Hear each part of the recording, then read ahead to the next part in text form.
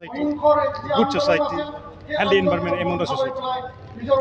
कि मैं पिछले 22 साल से बोडो समाज के साथ काम कर रहा हूँ और आपसू बोडो साहित्य सभा इनके साथ मिलके हमने पूरे देश में प्रोग्राम किए हैं और जो बोडो समाज की संस्कृति है, परंपराएं हैं, जिनको ये समाज लेके हज़ारों साल से चला आ रहा है, उन सब अच्छाइयों को हमने देश के सामने पेश करने की कोशिश की।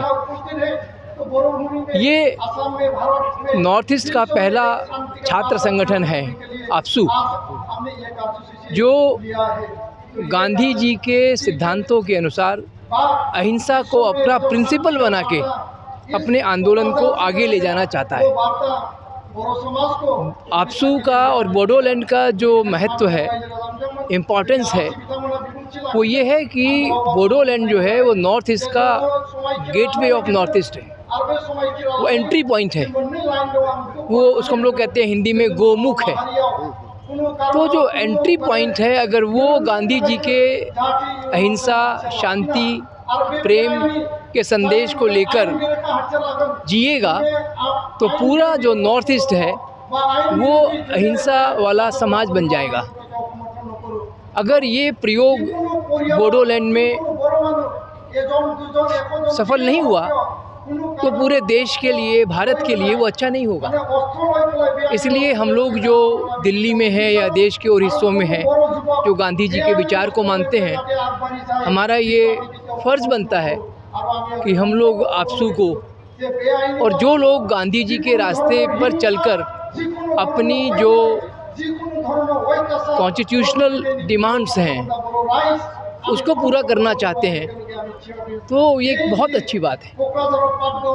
गांधी जी को दुनिया भर में लोगों ने अपना आदर्श माना है, क्योंकि पिछले हज़ारों सालों में हमने अपनी हिंसा करके, लड़ाई करके अपने हक को लेने की कोशिश की, मगर वो नहीं मिला। खाली जो मजबूत लोग थे, बलवान लोग थे, उन्होंने हम पे राज किया है। पर अहिंसा एक ऐसा रास्ता है जिससे कि गरीब से गरीब आदमी भी अपनी बात को रख सकता है। तो इसलिए आपसू का और जो परिस्थितियां हैं अभी बोडोलैंड की या आसाम की या नॉर्थ ईस्ट की, जहां पर शांति की बात करना बहुत बड़ी, तो इस शांति के काम में, शांति के प्रयोग में आपसू इतनी बड़ी गांधी जयंती पर रैली कर रहा है, जहाँ दुनिया के 250 से ज़्यादा देशों ने गांधी जी के बर्थडे को 2 अक्टूबर को इंटरनेशनल नॉन वायलेंस डे माना, क्योंकि दुनिया जानती है कि अगर इस दुनिया को जीना है, रहना है, तो केवल गांधी जी के अहिंसा और सत्य के रास्ते पर चलकर ही रह सकता है। और ये लोकतंत्र जो है तब तक कामयाब नहीं होगा जब तक कि समाज में शोषण बंद नहीं होगा। हम यही देखते हैं कि जितने मिलिटेंट्स हैं, आर्म्ड फोर्सेस हैं, हम हथियार तो उठा लेते हैं, पर उस हथियार की उठाने की जो कीमत है वो बहुत ज़्यादा है, और उससे अपना जो एम है, ऑब्जेक्ट है, वो कभी हासिल नहीं होता।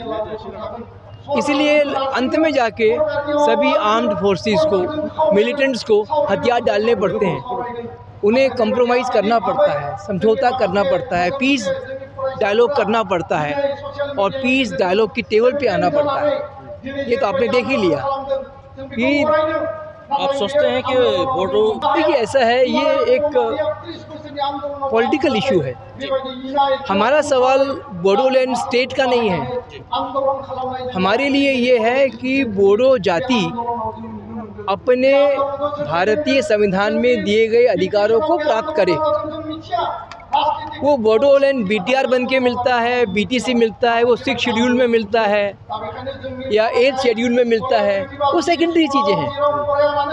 मुख्य बात क्या है कि बोडो आंदोलन अगर शुरू किया बोदफा ने, यूएन ब्रह्म ने, उसको लगा कि हमारी बोडो जाति की जो संस्कृति है, सभ्यता है, भाषा है, वो इस असम के स्ट्रक्चर में ख़त्म हो रही है। अगर BTR, बोडो काउंसिल या और कोई स्ट्रक्चर हमारे बोडो भाषा, बोडो संस्कृति, बोडो समाज की इच्छाओं को पूरा कर सकती है, हमें तो वो चाहिए, क्योंकि ये हिंदुस्तान है।